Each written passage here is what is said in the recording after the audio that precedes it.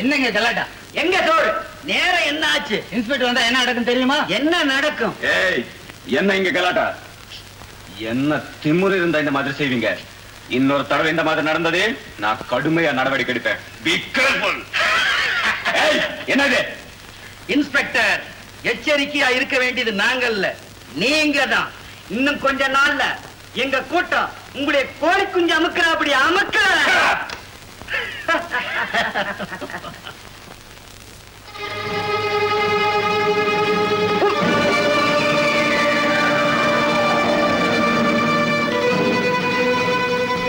அறிவு இருக்காரா உங்களுக்கு? லேசா மயக்க மருந்து கொடுத்து ஆளை தூக்கிட்டு வாங்கன்னு சொன்னா மருந்த ஓவரா கொடுத்து உயிருக்கு ஆபத்தான நிலைமை உண்டாக்கிட்டீங்களே.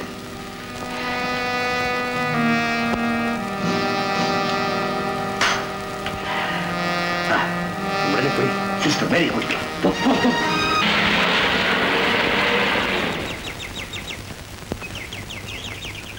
என்ன மறுபடியும் உங்க தலைவர் உயிருக்கு ஆபத்தா? இல்ல, எங்க கூட்டத்துக்கே சம்பந்தம் இல்லாத ஒருத்தரை இப்ப நீங்க காப்பாத்தணும். ஓ, மத்தவங்க உயிரை கூட நீங்க மதிக்கிறீங்களா? ஆச்சரியமா இருக்கே. சரி சரி, அது கொடுங்க. எதுக்கு? வழக்கம் போல கண்ணை கட்டிக்க வேண்டாமா? பரவாயில்ல, உங்க மேல எங்களுக்கு நம்பிக்கை இருக்கு. ஓ அப்படியா? தேங்க்யூ. அண்ணே, சரி போ. வாங்க சிஸ்டர். நீங்க ட்ரீட் பண்ண வேண்டியது இந்த ஆளுக்கு தான். இந்த இன்ஸ்பெக்டர் எப்படி இங்க? ஒண்ணும் இல்ல, இந்த ஆளை கடத்திட்டு வந்து மிரட்டினா எங்க ஆட்களை போலீஸ் விடுதலை செய்யணும்னு நினைச்சோம். கொஞ்சம் மயக்கம் இருந்து அதிகமாகும். அப்படியா? ப்ளீஸ்.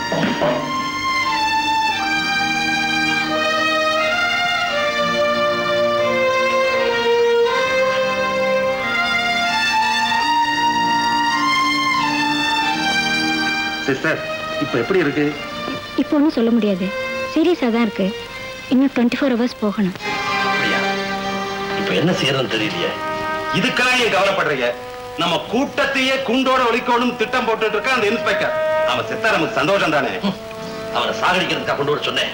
போலீஸ் டிபார்ட்மெண்ட் பத்தின ரகசியங்களை தெரிஞ்சுக்கிறதுக்கும் நம்ம ஆட்களை விடுதலை பண்றதுக்கு தான் கொண்டு வர சொன்னேன். அவன் உயிரோட இருந்தே ஆகணும்.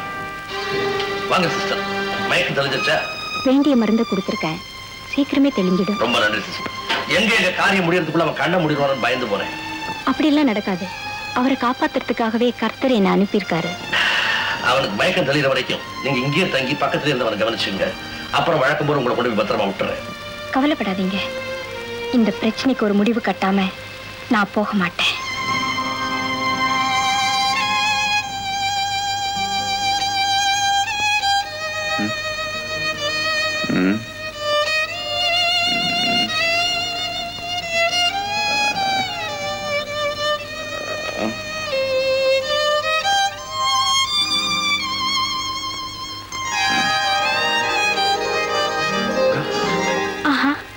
நீங்க பேசக்கூடிய நிலைமையில இப்ப இல்ல, கொஞ்சம் ரெஸ்ட் எடுத்துக்கங்க, அப்புறமா பேசலாம்.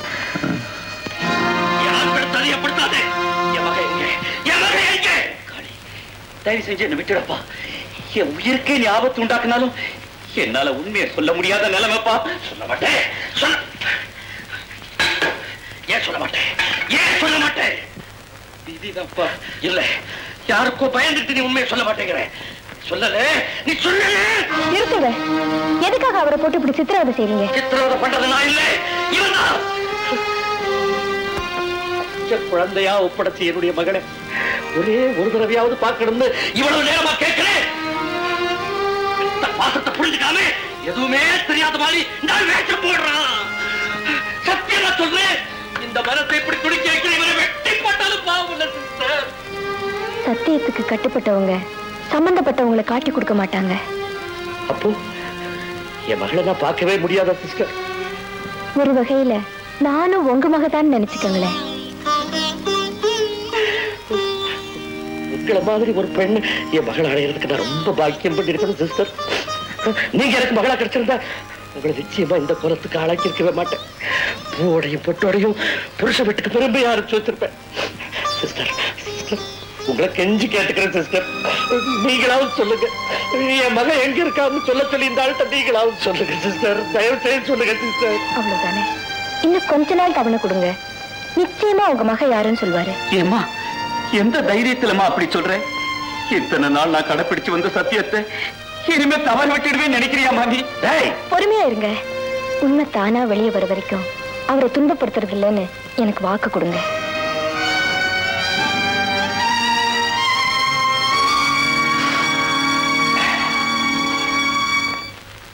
சிஸ்டர் உட்காருங்க, சாப்பிடுங்க.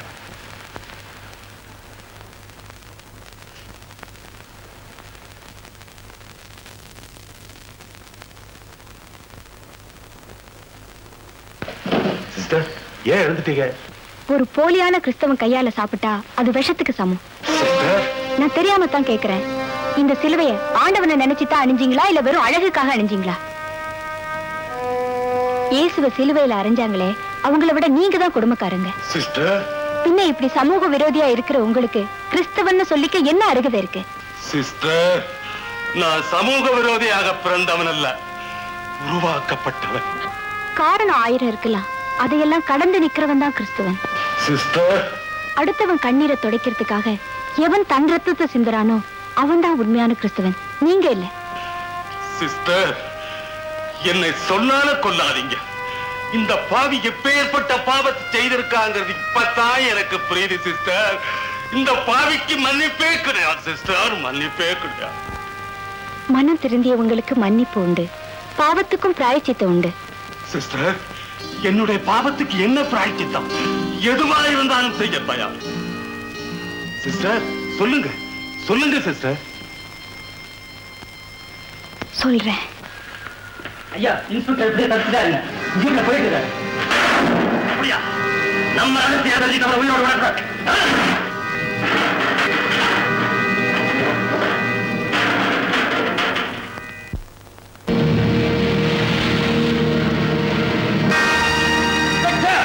போகாதே, போனா உன் உயிர் ஒண்ணதில்லை.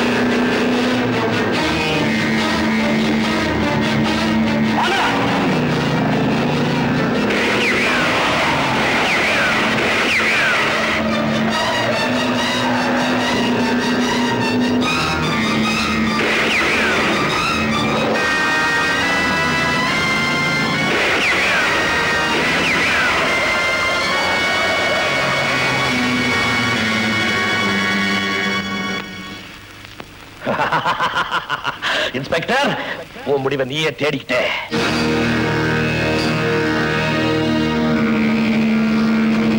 மேரி அப்படின்னா இன்ஸ்பெக்டர்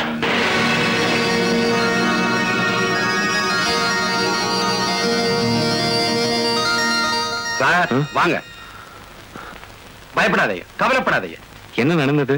உங்களை காப்பாத்துறதுக்காகத்தான் நான் இங்க கொண்டு வந்திருக்கேன்.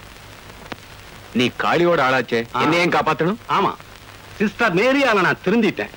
அவங்க தான் உங்களை தப்பிக்க வச்சது. எங்க ஆட்களை திசை திருப்புறதுக்காக உங்க உடைய அவங்க போட்டுட்டு போயிருக்காங்க. அப்படியா?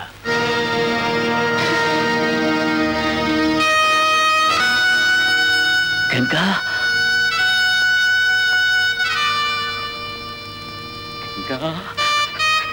கிங்கா, ஒரு பாவம் அறியாத உன்னை இப்படி அநியாயமா கொண்டுட்டானே.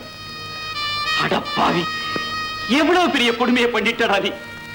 இவ்வளவு நாளா நீ செஞ்ச பாவத்துக்கெல்லாம் நீயே தண்டனை கொடுத்துட்டியடா. என்ன சாமி சொல்றீங்க? ஆமாண்டா, எந்த மகளை நீ பார்க்கணும், அவளை சந்தோஷமா வாழ வைக்கணும்னு உயிர் வாழ்ந்துட்டு இருக்கியோ, அந்த கங்காதாண்டா இந்த மேரி. அந்த கங்காதா இந்த மேரி.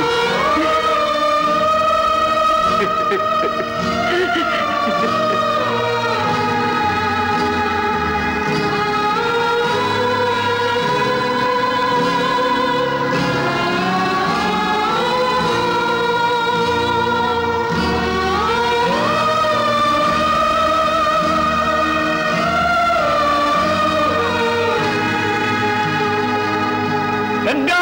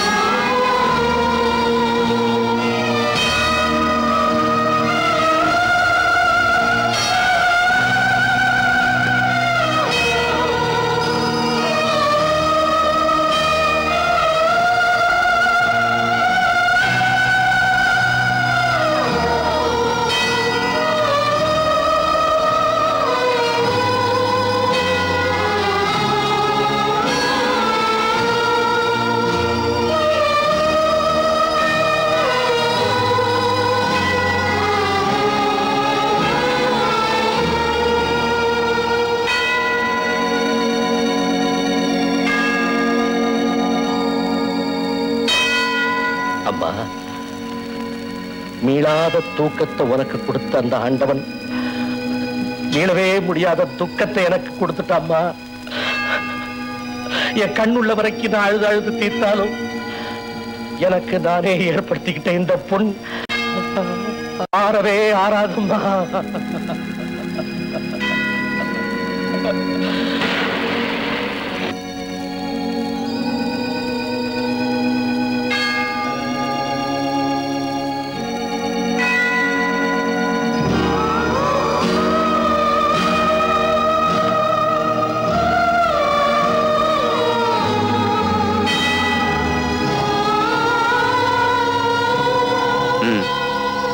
சட்டத்தினால நான் சாதிக்க வேண்டிய கடமையை கங்கா தன் சாவின் மூலமா சாதிச்சிட்டா.